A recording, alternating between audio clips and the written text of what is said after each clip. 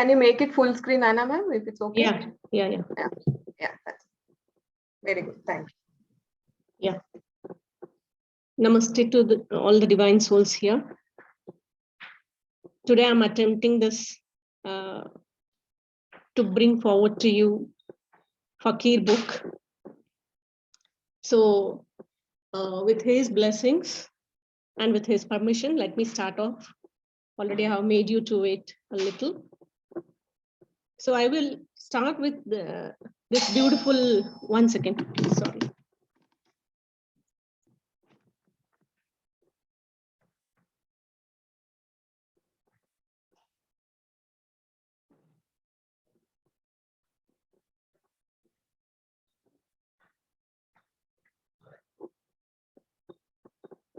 Sorry, Masters. So I will start this with this beautiful shloka from For Lighting the Deepam. Shubham karoti kalyanam arogyam dhana sampadaha Shatru buddhi vinashaya deepa jyoti namostute. The meaning is the accurate, I fold my hands before the light that brings prosperity, auspiciousness, good health, abundance of health, wealth, and destruction of the enemy's intellect. Here, darkness symbolizes enemy's intellect, and with the arrival of light, darkness disappears. Likewise, light, that is God's grace, destroys all the darkness. And also, continuing the same, Deepa Jyoti, Parabrahma Deepa Jyoti Janardanaha, Deepomi Hara Tu Papam, Sandhya Deepa Namostute. Meaning is, I fold my hands before the Lord, the maintainer of this creation, in the form of this light. I adore this light, which destroys all the pains resulting from my omissions and commissions. So today, I pray that each and every one of us, get away from that darkness with this beautiful wisdom from Fakir, day by day. Thank you so much. So with his blessings, let me go to the first slide. So today, the book I have selected is Fakir, the first book. There are 3 books in this. This beautiful book is written, as Ravli Ma'am said, by Ruspe and Barucha. Here he says, he is actually a devotee of Sai, who is a follower of Sai Baba, and he channelizes his messages. So I really bow to Ruspe and Barucha, because this is such a beautiful book that he has brought. We will see, and we will unravel all the pearls of this beautiful book. The one who makes the thunder roar also hears a butterfly sigh. Isn't it so true? He can make thunder roar and make us get afraid, but at the same time can also hear the sound of the butterfly. So that is a very subtle message here. Now I'll move to the summary of this book, or why one must read this book, or why have I taken this book to put it before you. The reason being, it will help us to go within ourselves. It will teach all the philosophy of life. What is philosophy of life? How you have to stay in joy, how you have to be compassionate towards others, how you have to deal when you have sufferings. So all, the pearls of all the life's lessons is given here, and how you can heal yourself. Also, whenever there are unexpected challenges thrown in your life, how you must accept them. Also, karma, power of prayers, faith, forgiveness, how you have to do it. Energy and healing, also with the guidance of Guru, how you have to follow your intuitions, etc. Spirit communication, and how to live life, and how to deal when there is death, or how you can live your body happily. Very, very, very beautiful messages in this book. So this is the reason I wished, because I took a lot of advantage of this book. When this was read to me by a Beam group from Germany during the COVID times, I just can't explain how much it has helped me. So I just wanted, we have been living in illusions most of the time. So I want us to experience the reality. So that is the reason I have taken. So this is it, and we will go from here now. How does this begin? How does this book begin? Is here, Baba, can you hear me? Yes, ma'am. Yeah. Yes. Bob, here there is a main character called as Rudra, who is leading a gypsy life. What is a gypsy life now? He has just one van where it is his home, everything for him. And he stays there in his van and keeps on moving from one place to the other. He never stays at one place for more days. So this is how he is staying. Only recently, he was hospitalized for 3 months. So where he had to spend 3 months, which he has never done in his life, to stay at one place for so long. So here, there were so many tests which were conducted on him to find out what was he suffering from, but they were not so successful. At last, what happens is, also, he is a loner. He doesn't have a family here now, currently, where this is taking place. No friends, no relatives. The only people he knows is the street urchins, or the ones whom he meets on streets. And sometimes, out of courtesy or something, he tries to offer them some help. One among them is old turbaned sick person who sells him liquor. This old fellow often keeps talking to Rudra about his childhood, how happy he was, how carefree he was, how he and his friends played in his village, and how much he misses his village, all such things. He keeps on talking. So we can take Rudra's current friend is this person, this old fellow. Whenever he comes across him, he happens to meet him and listen to him and his story. So this is about how Rudra is, living his life. So whenever that old fellow says, my life was so beautiful in my village, and I don't enjoy that life here in this city. Whenever he says that, Rudra questions him, saying that, why don't you go back? To that he says, that fellow says, all is gone. What will I survive on? Who will take care of me if I fall ill? No, my son, I can't go now. If at all I had to go, I had to do that 40 years before. But when I was supposed to go, what did I do? I kept on telling, I will go later, I will go later. And now it is very late to do that. I should have gone earlier, really should have gone. Now it's too late for me. I'm too old, and it is not the same. My soul there, but my soul is there, but unfortunately my body has gone or remained here in this mother freaking city with no heart. He's talking about the city. Why didn't I leave when I could have? I was an idiot.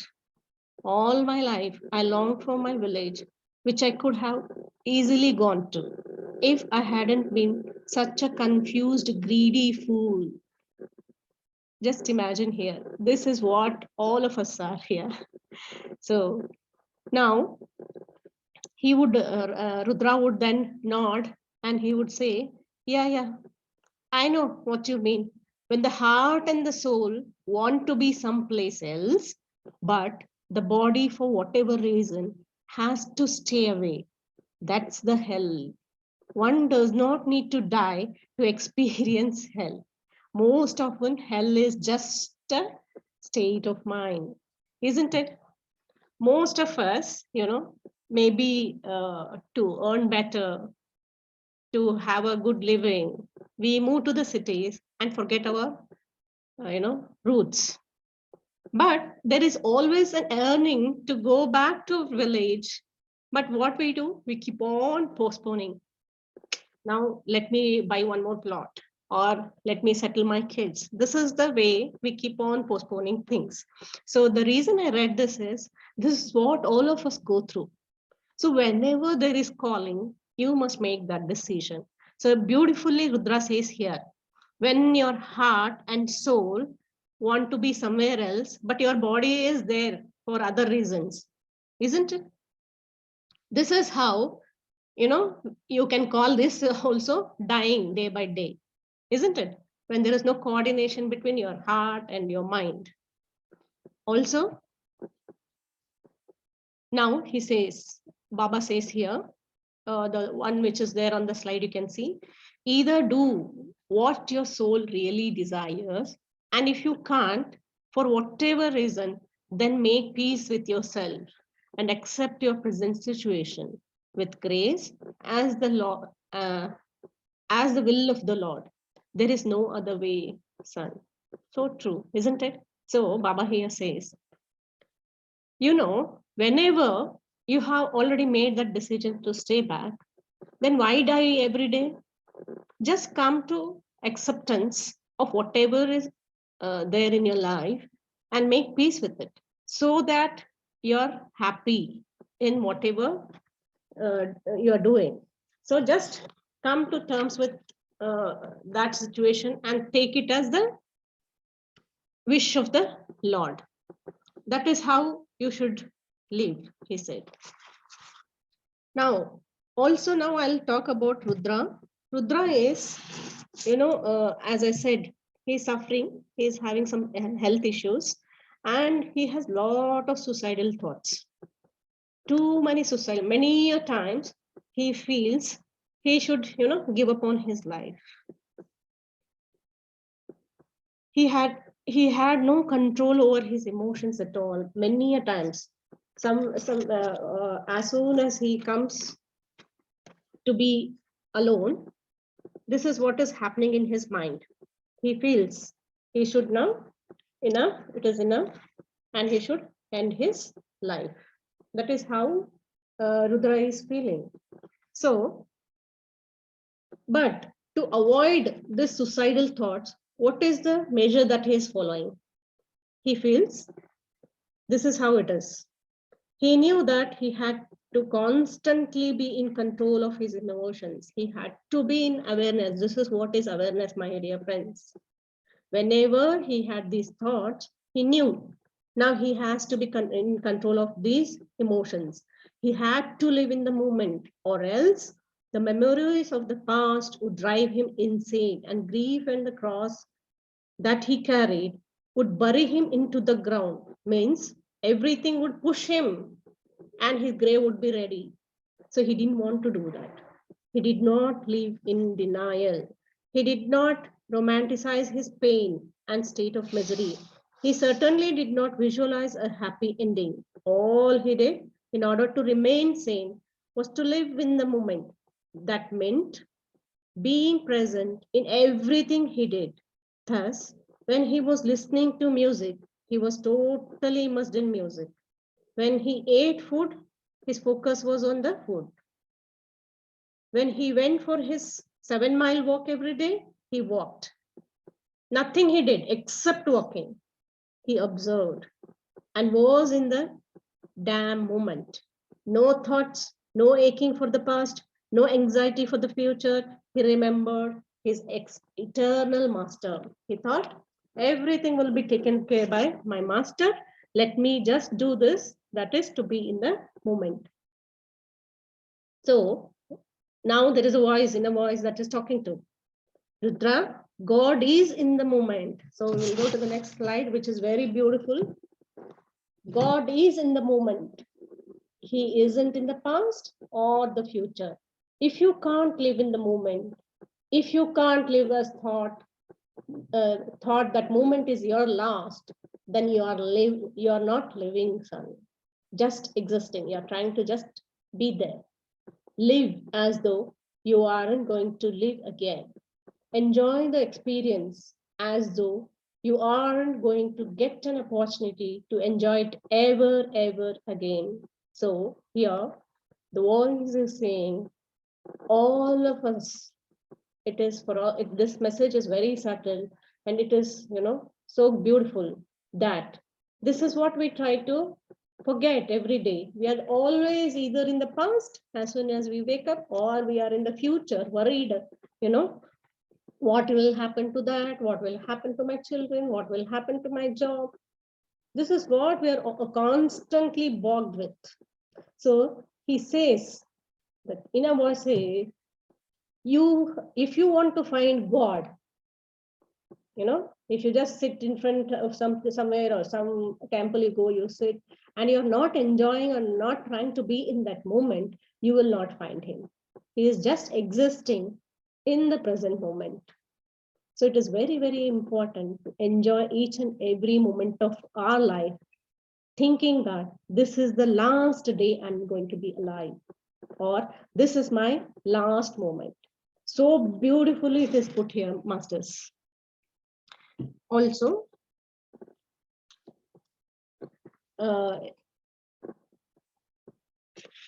here it is given that he takes the example of a mango. All of us have, eaten mango because this was a beautiful summer season. We had a lot of mangoes. So I hope all of you have tasted mango.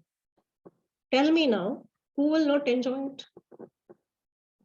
Such a beautiful fruit, such delicious fruit. How you have to eat that fruit? You have to think before eating that this is going to be your last mango. When you do that, you will definitely rejoice the taste and you will savor it, isn't it? So that is how one must live life, each and every moment. This is what his master is giving him messages. Of course, he says here, he could no longer eat mango. Means now the state of Rudra is such that he is having some health issues. Now he can't eat those mangoes. See, so beautiful it is. When you had time, when you had health, you should do what you have to do. Now, when it is not there, you can't do anything about it. So try to be in the present moment and do whatever you have to do. So he says, the subtle message here is, it takes wisdom to give life one's best shot and then accept gradually whatever fate or providence has in store with total positive surrender.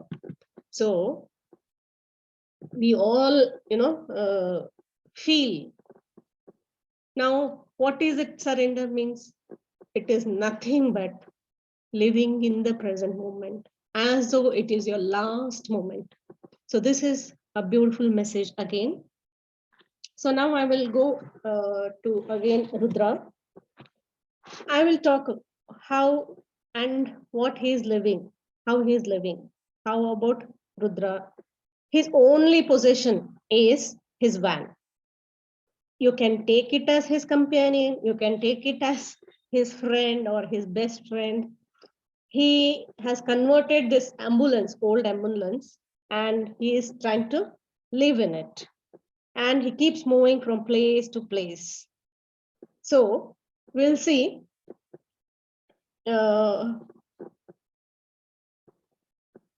We'll see how he's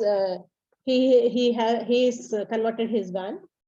The black van was once used as an ambulance. Either the nursing home that owned it did not know how to manage the sick, or the small town all of a sudden became a healthy small town, too healthy for nursing home's financial good. Whatever the reason, he bought it at a ridiculously low price. So beautifully it is put here. See, how did he get this van?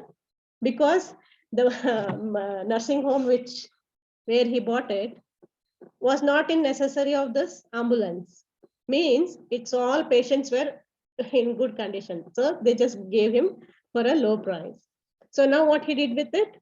He converted it into a mobile home, nothing fancy, but with all the basic comforts of a house. However you live in your house, the same way he had the comfort here. He spent considerable time doing it up for the simple reason that he did have all the time in the world, because nothing he had other than spending this time here. So he was not going for work or something like that, so he spent lot of time in decorating this black van of his with lot of love, thinking that it would be his home. Of course, he was aware that this was not just a mere vehicle for transport, but a lifeline in more ways than one. His ship that could anchor anywhere and also set sail when the winds of depression threatened to smash him into pieces heartlessly. Very beautiful lines in this book, Masters. So, what they're saying, for all of us, you and me, it may be some black van. Okay. For him, it is a lifeline or a boat which he has anchored somewhere. Whenever he wants to stay at some place, he will rest there. And whenever this depressive thoughts that I said, he had suicidal thoughts of giving up his life because doctors couldn't find out what was going on with him with all x-rays, whatever they did for 3 months. So he knew he had less time. Okay. So whenever those thoughts pondered him, he would just, move from that place. He would, start moving from the place again. So this is how he's living his life.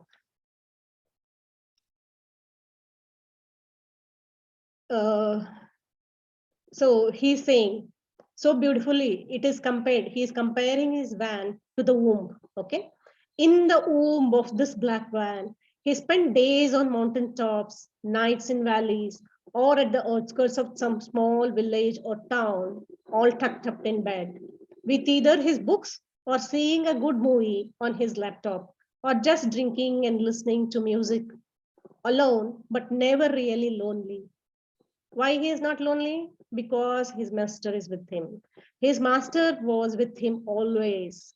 Rudra could feel his presence.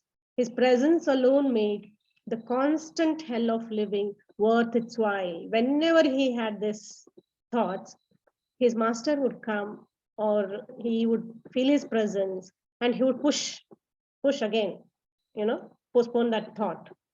Rudra often realized that this black van of his, made of metal and innumerable nuts and bolts, gave him more comfort, warmth, and protection than many whom once he had considered his very own. See, he is talking about his people that he lived with, isn't it? So he's saying this van is more comfortable and gives him protection, warmth than those who he had considered his all his life. Very, very, very, very beautiful. So they're saying his time is running out. Actually, Rudra's time is running out because he has very less days because of his illness. He was well aware that he did not have much time. Before he died, he had to make his presence on this planet Earth worthwhile. And that was possible only by serving and helping those who needed a helping hand. I don't know how to go about doing this stuff. I have no skills. I have no knowledge, have no darn experience, have no contacts, have nothing but this pain that starts from my heart, passes my ass, reverses, and then goes right through my skull. Just have pain power. Pain did no one no good. then his master's voice would echo deep in the recess of his heart and mind. Whenever he got, he wanted to have, now he's in his last stage. That's why he wants to do everything good, but he has no ways because he has no, contacts or no people, how to do it. He has no knowledge. So whenever he had all this, his master's voice would echo.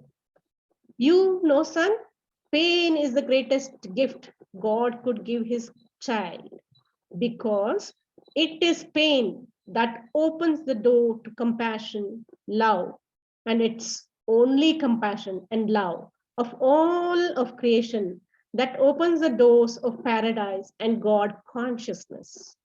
If you have been in pain, you understand and sympathize with the pain of others. Masters, please pay attention. This is so beautiful. Whenever you're in pain, that is when you will learn to, recognize others' pain and feel for them, isn't it? It makes you more open to the peculiar behavior and weakness of others, as when in pain. You too have misbehaved or thought of misbehaving or hurting others, or in a moment of weakness, done things you shouldn't have. So you become less judgmental, more open. Pain makes you closer to all the beings and, most of all, the God Himself. Pain makes you gentler, more humane to the tears and sorrow of others, and also allows you to appreciate good times, good people, real companionship. Pain of body, mind, or heart means the land is fertile for God to begin cultivating on your soul. Just close your eyes and just, listen. So beautiful it is. See here. Why pain is so enormous, or why it is necessary to face pain, is that is what is it is given here. Pain of body, mind, or heart means the land is fertile for God to begin cultivating on your soul, my son. But if you let pain make you bitter, negative, mean, vindictive, son, you have lost the greatest opportunity to walk in the shadow of God. All of us, aim to unite with God, isn't it? So then what is the best way? This is the best way, he is saying. If you want to be constantly in God's shadow, you have to let the pain in. But if you allow pain to harvest the good in you, my child, then the kingdom of heaven is yours, not only when you exhale or your last and leave your physical frame, but even when you live and with every breath you take while you live. The cross will remain, but your shoulders will get more strength.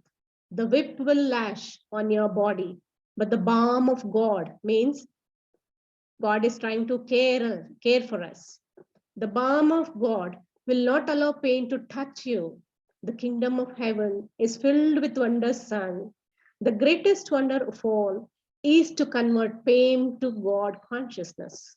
Wake up, Rudra. I know you are hearing me. Don't you dare snore on me. Okay, this is the master's voice that is guiding Rudra, step by step. Isn't it nice, masters? I think we shall stop here and we'll go through the meditation. So to sum up, what we saw today is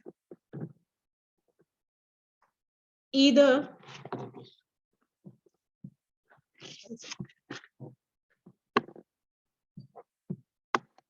how should you live?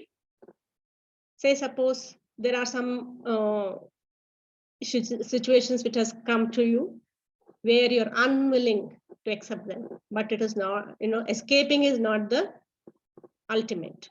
So how do you do it? How do you go about it? The master says, either do what your soul really desires, and if you can't, for whatever reason, then make peace with yourself and accept your present situation with grace as the will of the Lord. There is no other way. So this is the first lesson we learned today.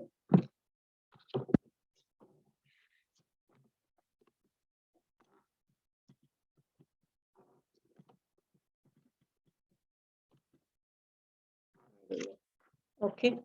Next is, we saw it takes wisdom to give life one's best shot and then accept gracefully whatever fate or providence has in store with total positive surrender. That with mango example, we saw how one must surrender to our situation and then have that positive thoughts always that it is going to be fine, either today or tomorrow, and you're going to get out of it. Also, the third one was why the pain is given to each of us. Here it is very beautifully explained that pain is the greatest gift of God. Gift of God could give his child, because it is the pain that opens the door to compassion, love, and it is only compassion, love for all the creation that opens the doors of paradise and God consciousness. So all of us, are in the now once we have come to spirituality, we want to get united with the God, and the best way is to accept the pain. Why? Because that is when you will learn how to be compassionate, how to feel for others who are in pain without any experience. Otherwise it will not be possible for us to be kind towards others. So, and also it is said here that whenever you're in pain and you try to accept the situation and you try to go through it, God will start cultivating your, it is a right for a time for the God to sow all the seeds of goodness in you, isn't it? And he's there with that bomb so that the pain doesn't harm you more than you can take. So just imagine whatever master is trying to say here. Such a beautiful book. So I think for today this much is enough. 3 lessons. And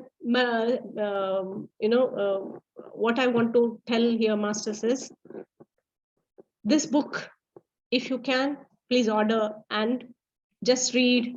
When you sit to read, I know you want to mark. Whenever we are reading, we usually try to mark what is important, but this book, whole book, line by line, I bet you will start marking. That is the enormous knowledge this book has. So with this, let's dive into today's meditation. Give me 2 seconds.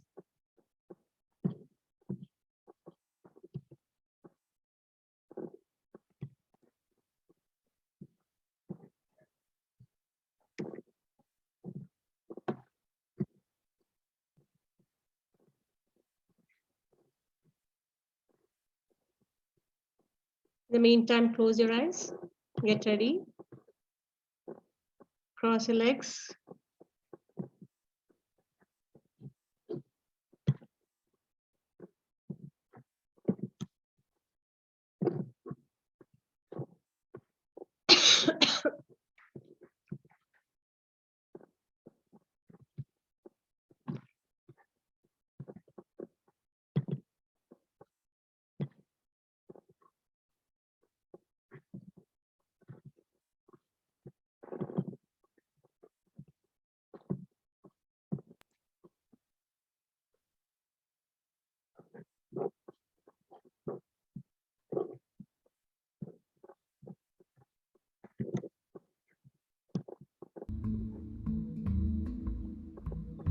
Can you hear the sound?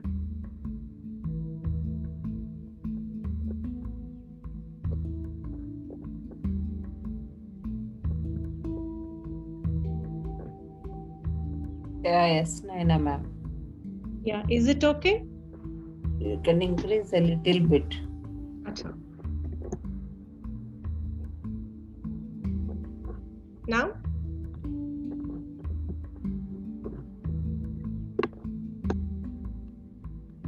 A bit will be okay.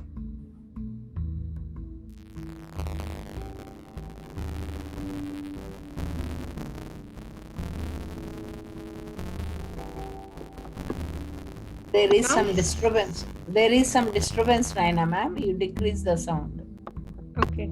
Let it be. You go on, I think. Okay.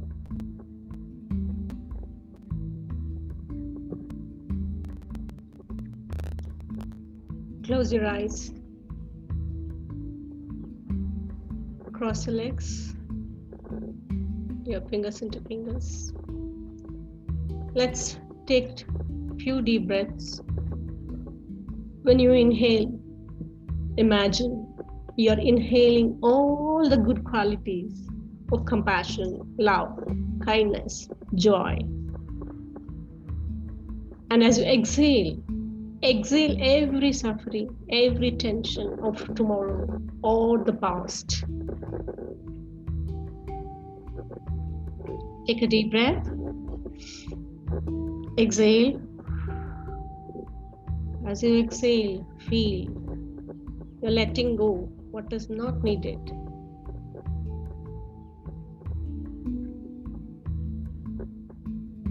Take a deep breath again. As you inhale, feel you're getting the energy of compassion, love, joy, goodness, kindness, everything that is good. As you exhale, exhale. Exhale all your tension, suffering, the hurt, the pain that you have been carrying from your past, your insecurities about your future. Just see yourself. You're overloaded, masters. Let go. Let go of all this, masters.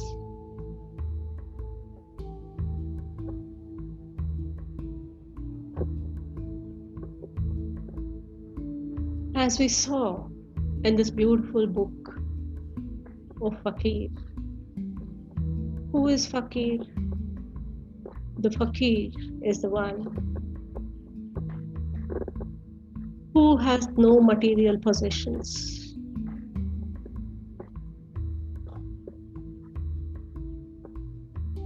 He is the one who has a begging bowl in his hand,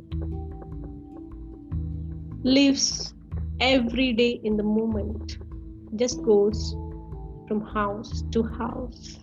Just imagine, masters. Whatever people offer him, he is done. If there is no one who can offer him today, then also he is fine. He doesn't accuse you. He doesn't scold you. He doesn't say why you didn't give him anything.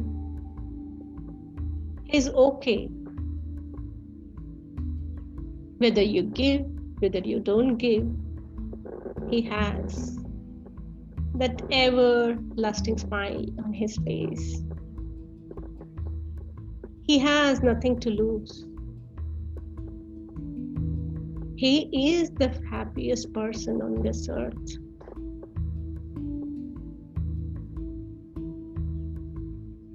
He has this beautiful nature of helping people in whatever way. Whenever he begs, the food you offer, he goes back. He offers it to all, maybe a dog, a cat, even the ants. Then he consumes the rest of it. He mixes everything from each and every house. It doesn't matter about the taste.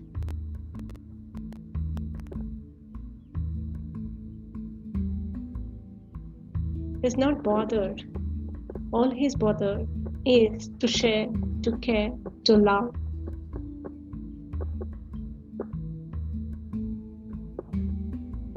When you live like a fakir, as though this is your last day, You have no possessions that you have accumulated. I bet you, masters,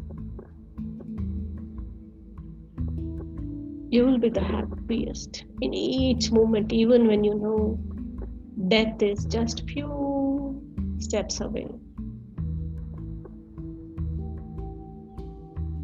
Here, what I mean is, have that detached attachment with everything that you feel you own. It may be your house, it may be your children, it may be your husband, it may be your wife, it may be your car, it may be your job. But nothing is permanent, masters. Nothing of this will come with you. Just imagine whatever possessions you have. Try to recollect. Try to hold them. Feel them. Can they come with you? No. So have that attitude of detached attachment. All this is going to be there here itself.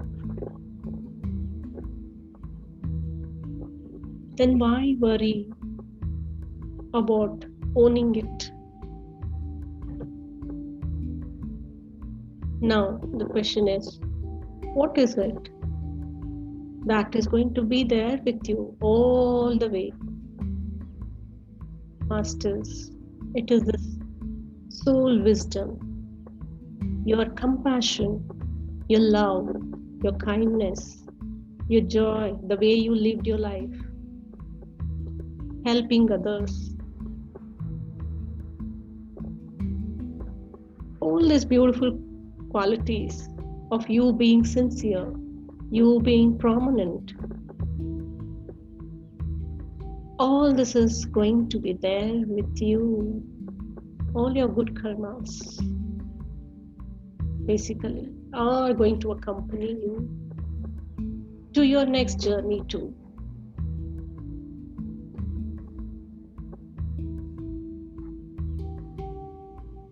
Be mindful, masters, to live this life.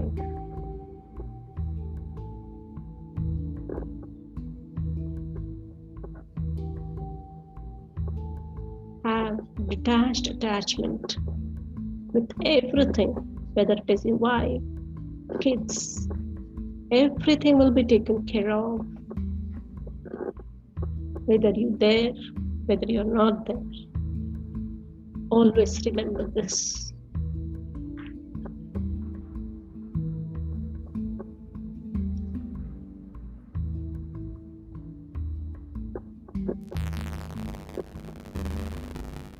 Whenever you see any suffering, any pain of others, try to help them. Try to be compassionate. Try to just give an ear or just listen to them. You may not be able to get them out of the pain or suffering. At least be compassionate to hear to them. That will help them.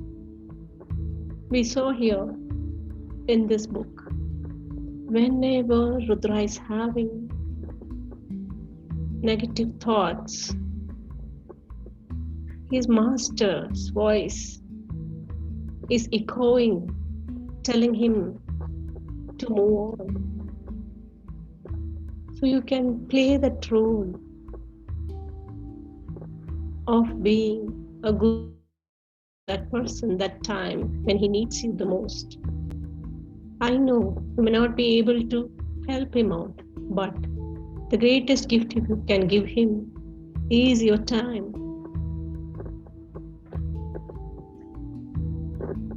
I feel time is the greatest gift one can give anyone. Just have that compassionate heart to listen to that person. Say, everything is going to be okay. And God is there to help and hold his hand.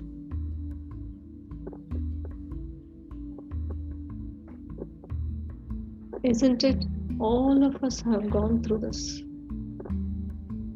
Just recollect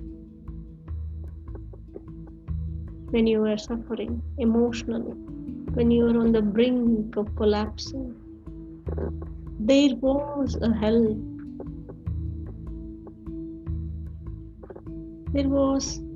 There may be one hand or many hands in any form which extended towards you, which could hold you at that moment.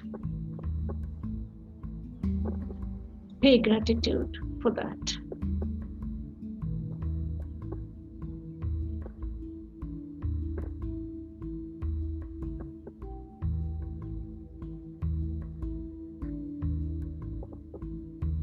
Whenever you get a chance, just return that gift that you received to somebody. This is the least all of us can do, masters.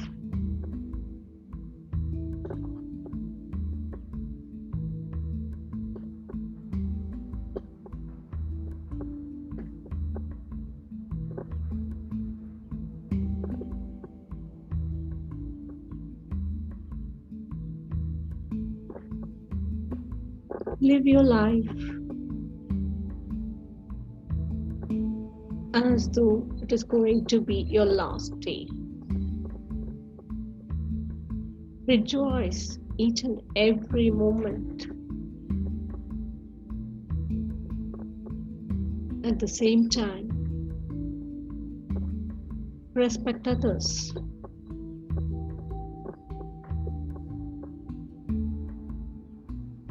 Be mindful of what you do, how you do.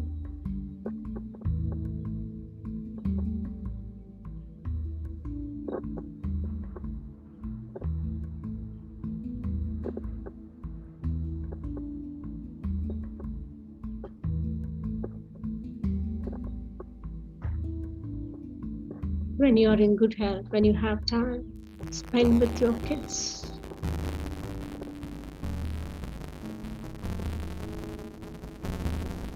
Give time to your better half, whether it is your wife or vice versa, wife to husband. Yes, I know. Earning and giving better life to your kids is important, but don't lose your precious moments with them. That is not going to come back.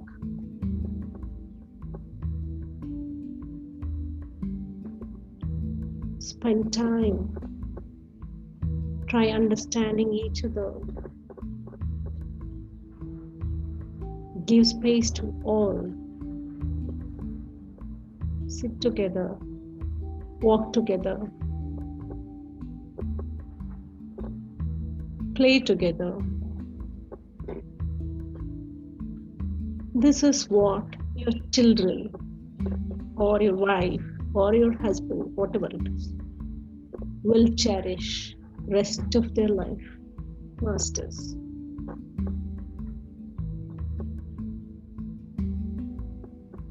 The moments that you spent are the most precious gift you can give to your loved ones.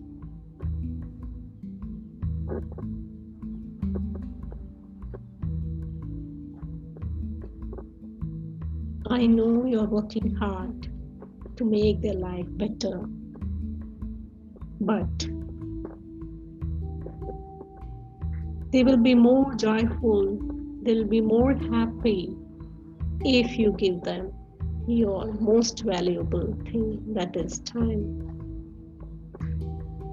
Be there. Be there for their sports. Be there for their dance. Be there for their meetings. This is what your kids want from you. Be there when they come from the school.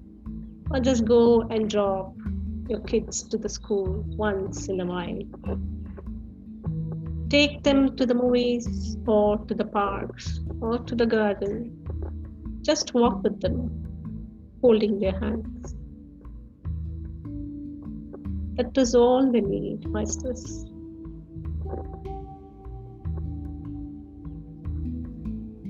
Just check yourself in this rat race.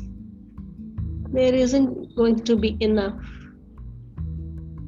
Whatever you earn, how much ever you earn, it is not going to be enough.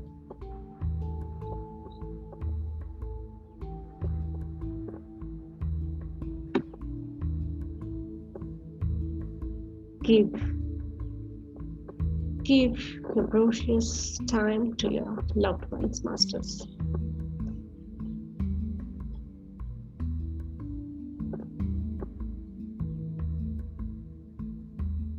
When you're there, when they are in pain, when they need you, just wipe their tears when they cry. Listen to them. Tell them that you're there and everything is going to be okay. That is the greatest gift you will be giving your kids or your wife. Try to appreciate each other.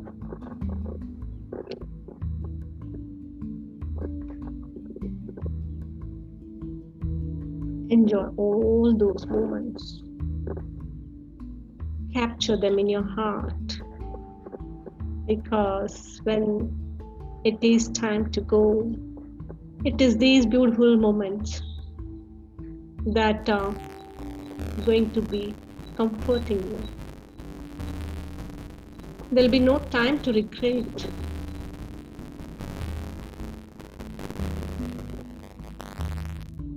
Even if you worry, you can't help. So be there every moment, each and every day. Live with your loved ones.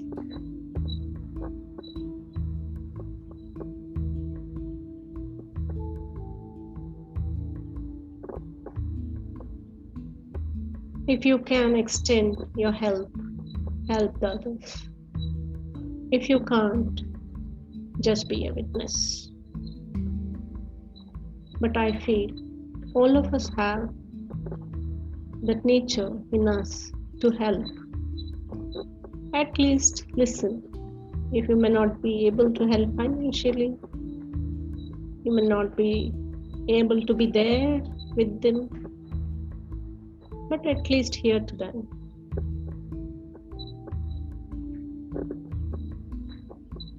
Every challenge can be faced with lighter heart, with lesser emotions. So do it.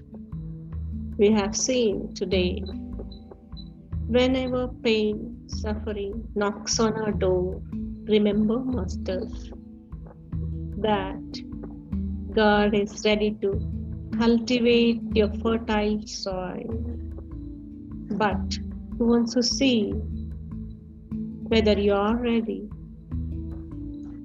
Because without your willingness, nothing can happen. Don't question, why me? Just take it as a beautiful learning. Look how we will mend our ways when we are in pain. We become more compassionate, we become more lovable, we become more kind. We have seen a sculptor,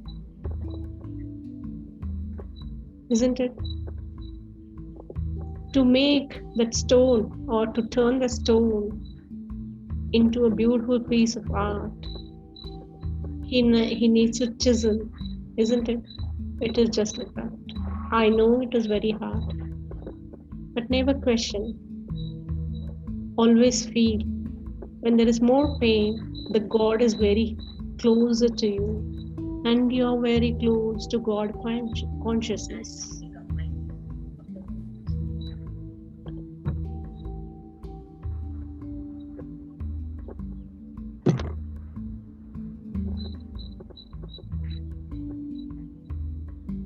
You're very, very close to being in God consciousness. That is the way to explore or to be closer to Him. Your pain will open all those doors for different philosophies of life: joy, kindness, compassion, love, all those. And remember, He will not give you pain more than you can handle. That's what we saw, that He is ready with the bomb in His hand, isn't it? So please, when you're in pain, it is inevitable. Don't try to run away. Embrace it and experience closeness to your God, whether it's within or external, whatever it is.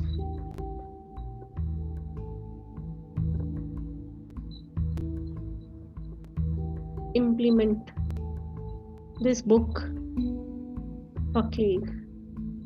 It's just not a book.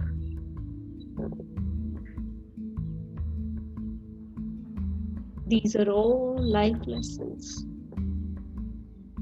we need to implement to make our life more beautiful, more meaningful, and real essence of living life.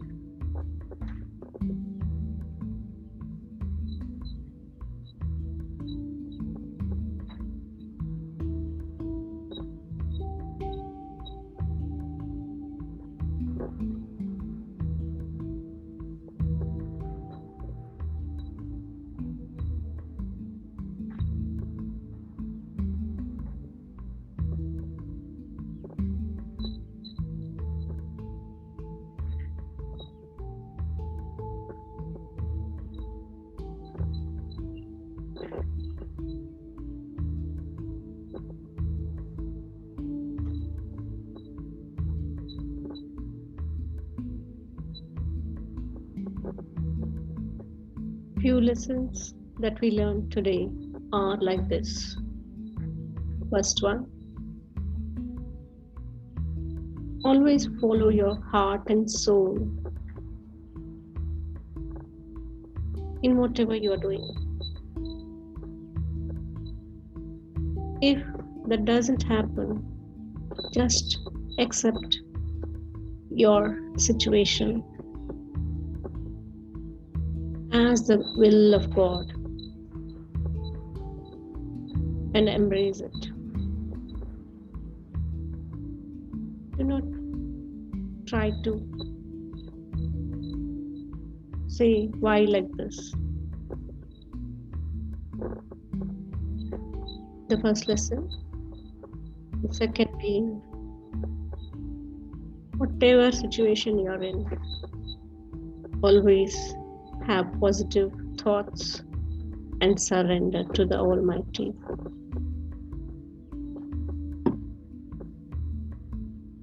Third lesson being, pain is inevitable. If you embrace it with grace, remember, you are opening all those doors which will help you grow into a better person.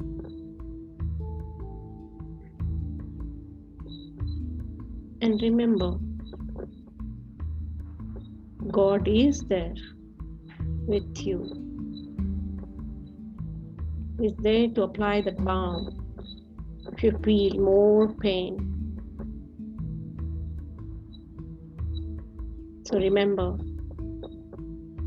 pain is the door to heaven, to be closer to your God, to be closer to achieve that God consciousness.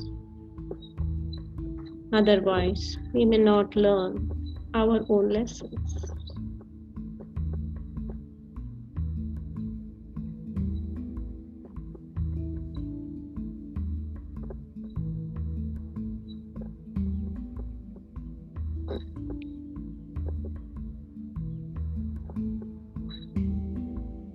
When we light a lamp,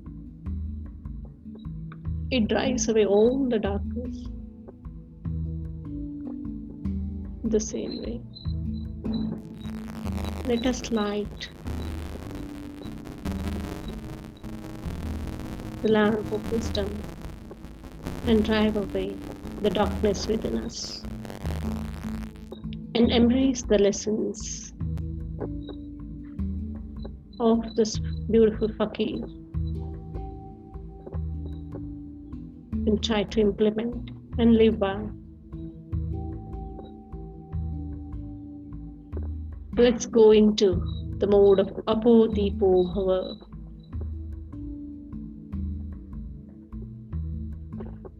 To enlighten others, we must enlighten our own self first.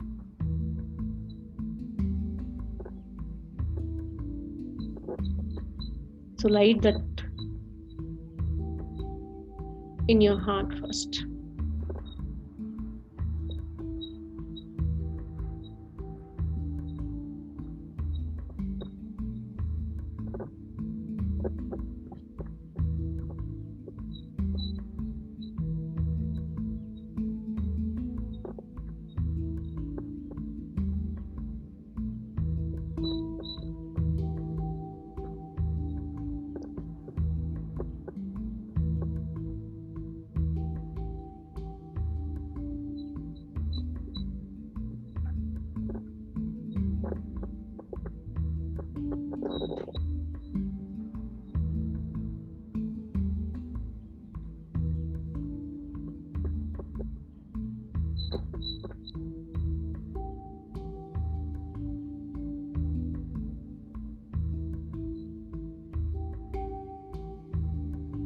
Masters, this book has given me a lot of strength in my life.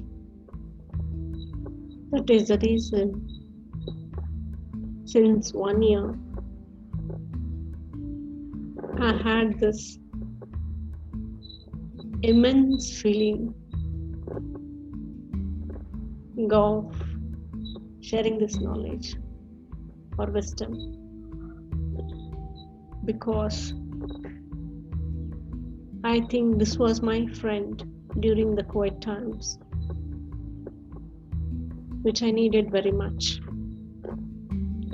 So it gave me an insight to handle my emotions. All of us know, all of us were traumatized.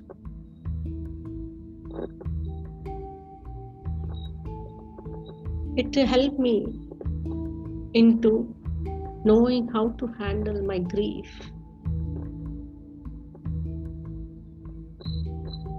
Most of the time, we keep crying, but that isn't going to change anything.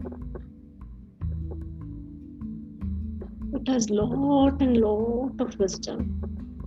This book is lifeline, as the black van was lifeline for Rudra to live a better life of enlightenment and to live in reality, in real essence. If possible, you can just order it. There are 3 versions of it. The first one is this book.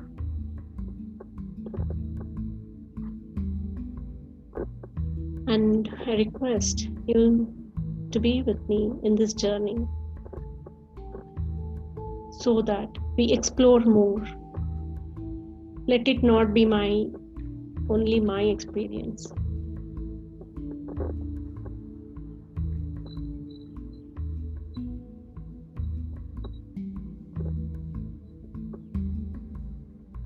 Let all ingredients from you also add into it your own experiences and how you have taken life,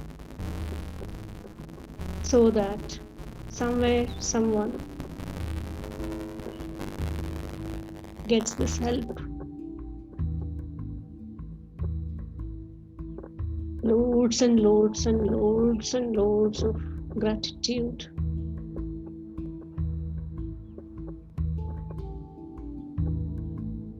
To all you divine souls. Remember to implement, otherwise it's of no use. Thank you, and thank you so much. Now, slowly come back. Start feeling your physical body.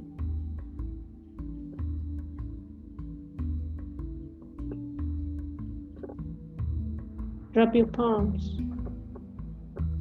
Keep them on your eyes.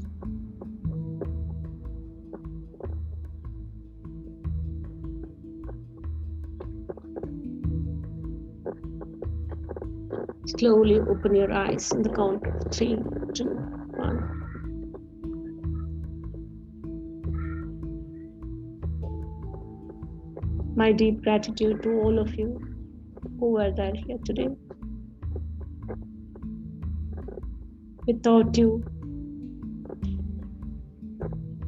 I wouldn't have shared my experience.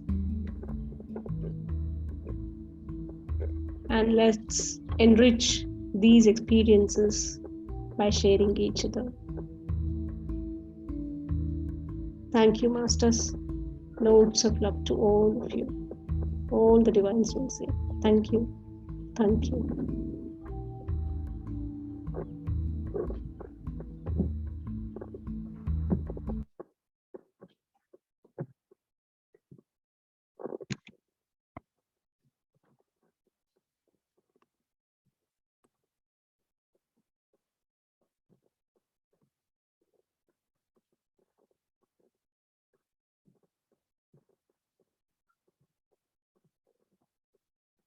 Anyone?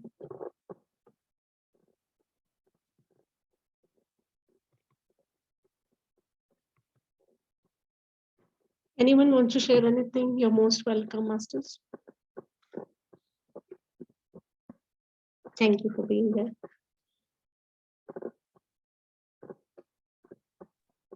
Thank you, Naina ma'am, for the beautiful meditation. It was very good. Enjoyed it a lot. Thank you. Yes, ma'am. Unmute yourself. Sridevi, ma'am. Yeah, thank you, Nana madam. Like your music and voice was so sweet, it just went in a deep meditation. So, thank you so much. Yes.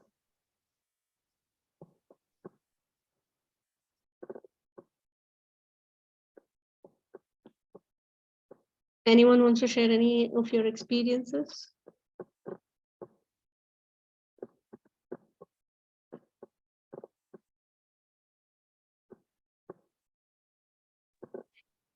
Thank you, Naina ma'am. I would just say Baba pulls the strings of all his devotees, whether I'm conscious about it or unconscious about it, which happened in my life too. I got to know him through one of my patient's grandfather. It did happen so because I never believed Guru or that Guru concept in my home was never existed. Although God and rituals have always been part of, seeing it in my home.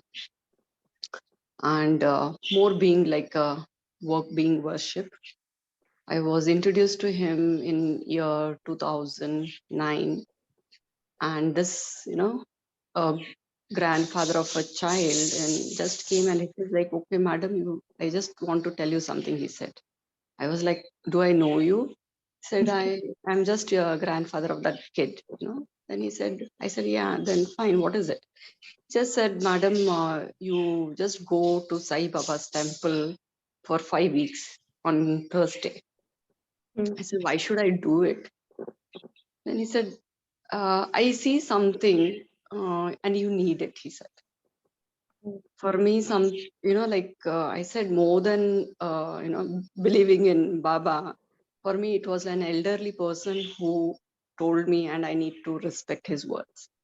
With that intent, I went, and 5 Thursdays when I went, and it's just that I was just knowing him. I never read a book around it or known more about him either. Those 5 weeks where I just went to temple and I just, fell at her feet as any other god I would have done. There was no expectation. There was no, uh, attachment to anything. And from then till today, I have seen beautiful journey with him.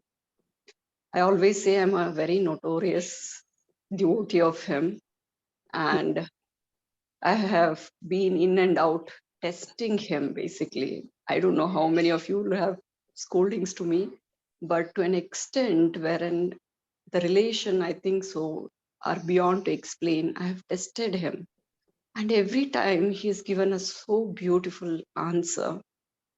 And as today, Naina Ma'am, you shared that wisdom, I felt that flow of energy is so effortless that there is no attachment. He is not here to teach us anything, or he's not here to give that teachings to us in any way, but it is just that he's there all the time holding you. He's just holding you. You have to trust it. True. Yeah. Thank you, Naina Ma'am. Thank you for this beautiful words. Thank you, Lakshmi ji. Love you. I do know how much you are tested him. I really know. So love you, masters. You can just you can just unmute yourself. I have not muted anybody, so you can just unmute and Upendra ji, I can see. Oh, namaste, Naina ma'am. Namaste, sir. It's such a beautiful, narration and a lovely voice. And I just want to share my story during the COVID period. Yeah. I did not go through, I have been a Baba's devotee for many years. Yeah. And I always looked to Baba, and Baba guided me throughout. And during the COVID period, the peak of the period, and actually I was um, become a de facto project manager building Baba's temple. And Wow. Wow. my wife was very afraid, and she said, you're going there, and you're going to come with COVID and give us COVID. And I never thought about like that. I was careful, of course. Everybody was wearing masks and all that, but there were a lot of workers who were not wearing any mask. But I went there, I did the thing, and if the way I felt, maybe there was a Baba pulled me into. It was a Sri Shiva Vishnu temple. Baba is the main devotee there, and went through a lot of hardships, a lot of questioning, and somehow I was able to get through. I don't even realize that time went by. Almost 2 years went by, and problem to problem, solving the problem, going to the next one.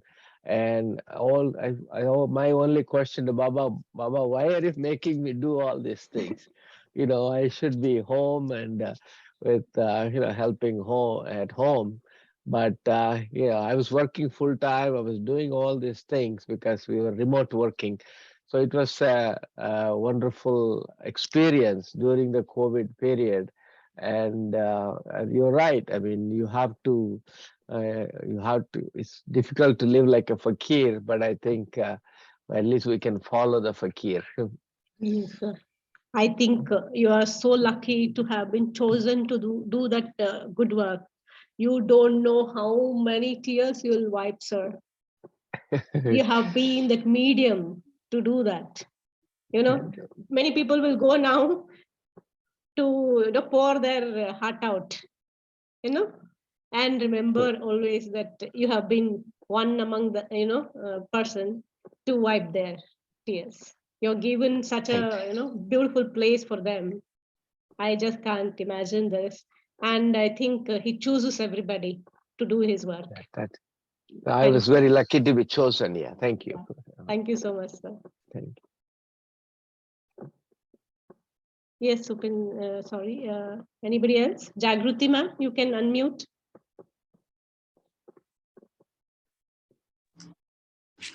Very beautiful morning, ma'am, to you and to all the participants. Yes, Ma'am, it was really a very beautiful session, and the way you explained everything, each and every word, it entered directly into my mind, cleaning all the, it decluttered my mind, in short, if I will say. My one query is that earlier I never believed that just simply a thought of our masters, spiritual masters or gurus, uh, get us connected with their energy. Yeah. So whenever we are in a tight corner, like in a critical situation, earlier I never believed, but since lockdown, I have experienced many times that even a thought of our masters, the which are in the other realm, invisible realm, higher realm, Yes. we get connected with their energies, and we very easily we are brought out of that critical situation. But my one query is, how can I help my son? He doesn't believe in all this. He's 26 years old, and he's not staying with me. But I'm always worried about his way of living, like his language and all this. And the things which I believe very much, he mocks at me like, what, you always look at the sky when you are free, you sit and you just pray blindly and all this and that. So how can I help my son to believe in all these things and to make his life easier and happier? Ma'am, what I can tell you here is we can't force people. We can't, even though they're our children, we can't force them, definitely. But always pass an intent whenever you pray to your master or whomever you are praying. Pray in your heart that let him be guided always. That's the least you can do. Because you can't force. They have to learn their own lessons. Yeah, Their it's own way. useless because it creates a vicious cycle, and it drains our energy. Because I have tried this many times, but I've experienced a draining of my energy. Yes. So it didn't Meditation. benefit him. Yeah, it didn't benefit him, and it drained. Yeah, like I felt a bit negative, like not negative, but weak. Yeah.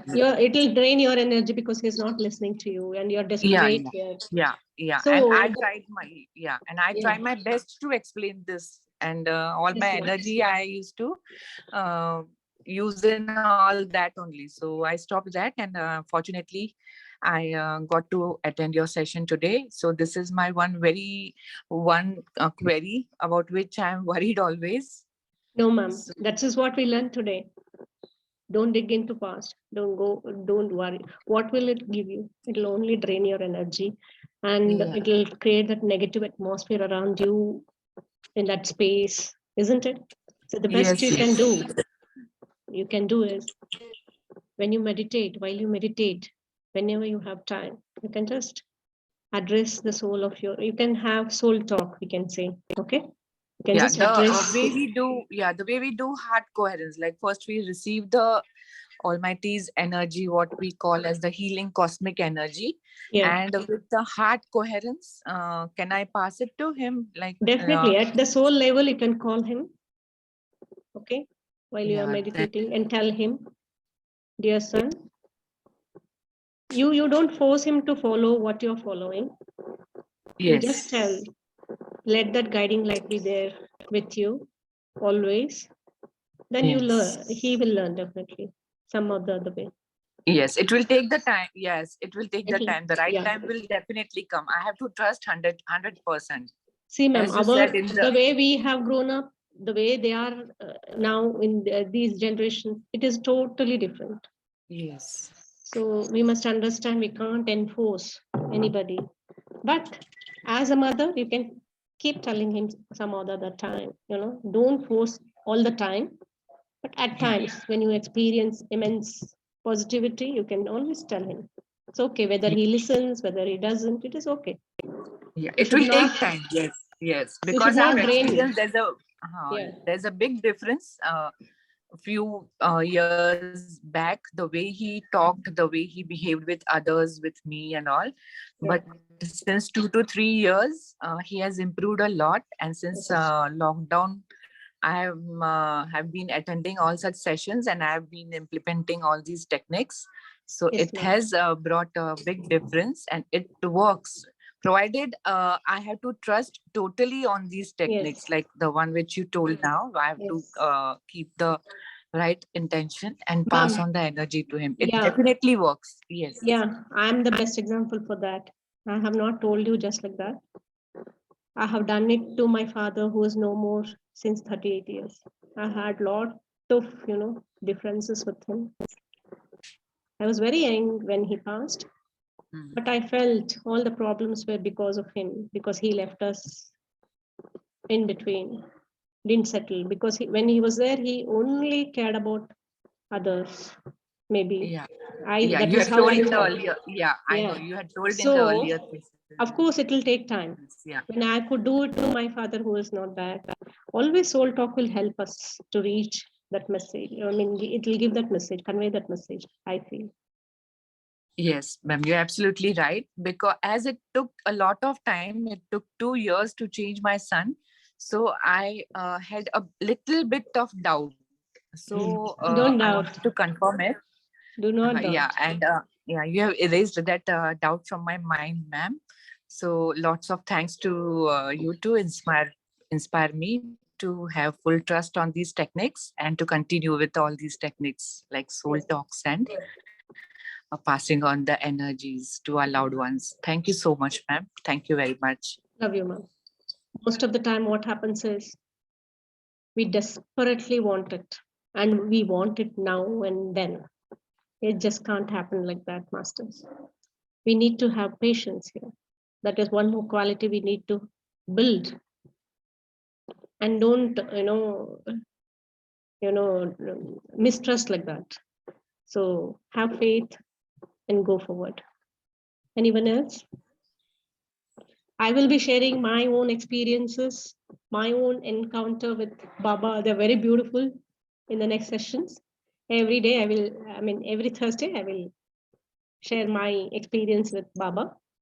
Henceforth, today we were a little late because of technology. Thank you to technology also. It has brought us so closer. Thank you, masters. Anyone else? Naina ma'am. Yeah, namaste, Naina ma'am. Namaste. Namaste, Deepaji. Yeah, so, Namaste, sir. Ramakrishna, sir. I am not wrong. Okay. yeah. Yes, sir. Should I go ahead or Deepaji? Yes, sir. Yes, sir. Go ahead, sir. Okay, yeah, sure. My answer is not any specific to Jagruti ma'am's question, but this is something like most of us coming from a cultural background, and who have either college going children or those who have just become independent. They have been going through, because I have my wife has 4 brothers, my wife has 2 sons. There is, I have seen them growing from the baby to their jobs and families and all that. The difference is in terms of the expression of love and how you behave with others. Okay, that is something like we need to be very cognizant. See, when I was growing up, touching an elder's feet is something common. Okay, you expect. Okay, but you can't expect that from an youngster right now. Okay, so that is one difference between in terms of expectations. Okay. Another expression of a love is, now previously shaking a hand is a big thing in terms of, the meeting and greeting. Okay. Now, you probably today's expression of a love is something different. Okay. More than, that things of that nature, there are always like, a girl may be willing to cut the vegetables for her mother previously, but now probably not. She may be doing something else. I'm observing, the teens and the 20s, the girls and boys, they are different. The different does not mean that they are not responsible. They don't care for you. They don't care for your opinion. No, that none of them are true. They do, but they know exactly when to chip in. Okay. So when there is a real need, such as a parent getting a severe health issues, such as heart attack or things of that nature, they just jump in and take the full responsibility and, take it over their shoulders and do it, all that. It should not happen in anybody's house. But, I think we need to understand, okay, what is my expectations? And I mean, what are my expectations and what is that I am not seeing? Yeah. Okay. Yeah. So, it's like, for example, like when I was going through a job issues, my daughter came and said, okay, you don't worry about mortgage payment. You don't worry about the food bills and all that. I will take care. Okay. See, that is something like I was not expecting her to say that, but she said it. That's it, done. But I don't expect her to, see me and do my coffee every day. No. Right. I think we need to be clear on what are our expectations. Yeah. Here, one thing I want Thank to you. say here is definitely, sir, what you said is so 100% true. First of all, the environment we grew up, I can say, isn't it, was totally different. How it was like 1 dozen of banana would be shared between 20 people, you can say, isn't it? So, and always, whenever we went out, till today, in our house also, this pratha is there. Whenever, say, suppose I am from my husband's house, I go to my mother's house. First thing we do is fall to the feet of the elders, whoever is there. Even 1 year elder to me, my sisters or whoever, we fall to the feet. Even Lakshmi ma'am just now said, no, or that pratha is there in house. Okay, when they haven't seen all such things, how can we expect? From also, we must remember there is cultural difference here and there. US is different. How they are brought up there is different, and how they see they go by majority. What they see, they imbibe, isn't it? So that may be this one, but I'm so great that they're responsible in their own way. They may not express, they may not hug us, they may not, do that emotional talks with us, like caring, all those things we feel. We feel only, Papa, how was your day today? If the kids ask that, then we may feel caring. ऐसा कुछ नहीं है अभी.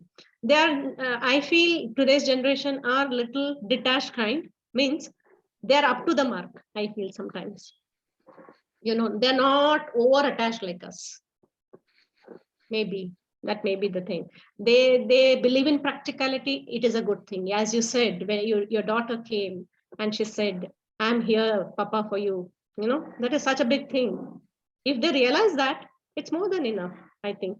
I think as parents also, we must drop those, expectations, because there is a lot of cultural difference, isn't it? Already they are, juggling between that and this. Poor things. And when they don't see at home that atmosphere, if at all I'm falling to my mother every day, falling to my mother's feet every day or my husband's feet every day, that is how my child will look into and get ingrained. I need not have to tell, a small bacha also, isn't it? So that is how it is. My students come every day.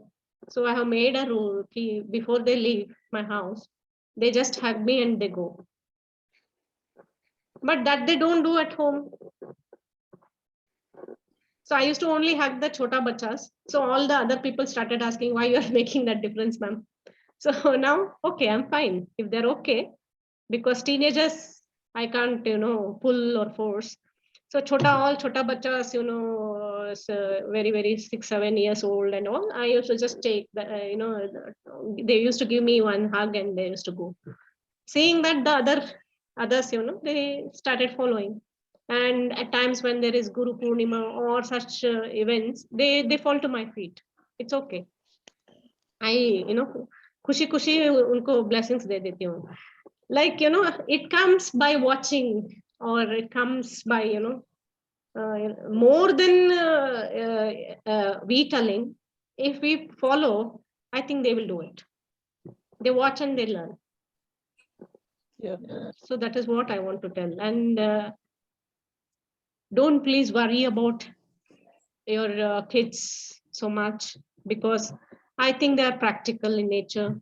So we need not have Yes, to, ma'am. Yeah. Yes, yes. And I think that whatever we do for our kids, we have to do it without expectations, Yeah. consistently, without doubt. So Yeah. I think these are the key words to Yes. follow. Yeah. And Yeah. definitely at the right time, we get the results. Yeah. Though it has taken 2 years to change my son, but today I'm really very happy because he has changed so much that I didn't expect so much changes in him. Yeah. So ultimately, I'm very happy. Only I wanted to get cleared about my doubt that about the time that Yes, it ma'am. took 2 long years to It's okay. It's change okay. him. So yeah, So yes. one more thing I want to tell, Thank you, what ma'am. what my Guruji used to say is to all the parents. He used to say, because so many people used to come with a lot of issues with the kids' behavior, etc. He used to say, just remember, when a kid is born to you, within 5 years of age, its age. I mean, I'm talking about the kid's age. The kid gives you so much of love. It makes you laugh, because it is in that learning phase. Even if it falls, you will laugh at it. Even if it says something, imitate somebody, you will laugh at it. So what we feel it is our kid and it should follow us. Maybe we have that because of Indian mentality, maybe. So, but what is the God sees to it that it will, what say, if I am the mother, मैं बोलती हूँ, I have given birth to you and मेरा कर्ज womb जो मैंने दिया है तुम्हारे लिए, you have to pay it back. But we should remember that it has paid to me within 5 years of its age. That's a reason there is so much, because so much love it gives with its innocence, with innocence, it will repay. Every moment of yours is, payback from the kid within those 5 years when it is in that, they say during that age, kids are really connected to the God. Okay. So after 5 years, we should drop these expectations. That's the reason we have, till 14 years, you can, just guide them. After 14 years, you have to take the role of a friend. That is why this all has happened. I mean, this change of attitude from the parents also is needed, isn't it? So I think, we should never expect. We should leave them. But we should not stop guiding them at the same time. Yeah. And ma'am, one thing is for sure that I have experienced more during these days, that whatever we give to others, including our children, whatever we give, it gets multiplied and comes back to us. So the way my son is behaving with me since 2 years, it's amazing. Like, I'm very happy. So whatever we do with full faith, it is never wasted. Like, it definitely returns back to us. Yeah, we are very mere, universe is so broad-minded. It just multiplies and puts it in our lap. This is but very true, 100% true. It's very intelligent also, the universe. We shouldn't underestimate it, though it's all invisible, but it works. It definitely works, and it is perfect. Yes, ma'am. Yes. Okay. Anybody else? Deepa ma'am. Yeah, ma'am. Beautiful session, ma'am. And the meditation was very, very beautiful. Very nice. Felt very happy. And if we have time, I would like to sing couple of lines from this Sure, Shirdisha. sure. Go ahead. Yeah.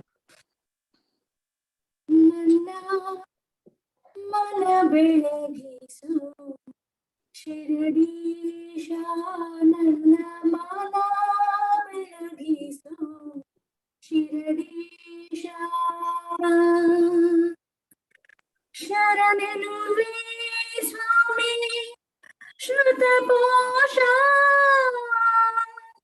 ಬಾಬಾ ಪಾಪ ವಿನಾಶ ನನ್ನ ಮನ ಬೆಳಗಿಸು ಶಿರಡೀಶ ಮನದ ವೈರಿಯು ಮನದ ಸ್ನೇಹಿತ ಮನದ ಸ್ವಭಾವವೇ ಮನದ ವೈರಿಯು ಮನದ ಸ್ನೇಹಿತ ಮನದ ಸ್ವಭಾವವೇ ಮನದಲ್ಲಿ ಭ್ರಾಂತಿ ಮನದಲ್ಲಿ ಶಾಂತಿ ಬೆಳೆಸುವುದೇ ಮನವೇ ಮನಸ್ಸಿಗೆ ನಿನ್ನ ನೆನಪನು ನೀಡಿ ಒಂದೆಡೆ ನೆಲೆಸು ಬಾಬಾ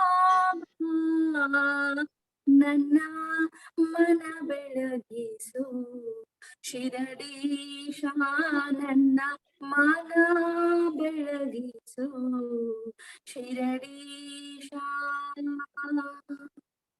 Thank you. Thank you so much, masters. The meaning was, the darkness of my mind, please you drive away, Shri Saisha. I have so much of, Vairi. Vairi is Arshad Vargas. Kama, Krodha, Moha, Mada, Matsarya. All those are residing in me. Please drive all these away and give me peace of mind. With your just thought, please come and be with me. This was the meaning of the song. Beautiful, ma'am. Thank you so much. And thank you to all the divine souls here once again from me. Have a good day and have a good night too. Thank you so much.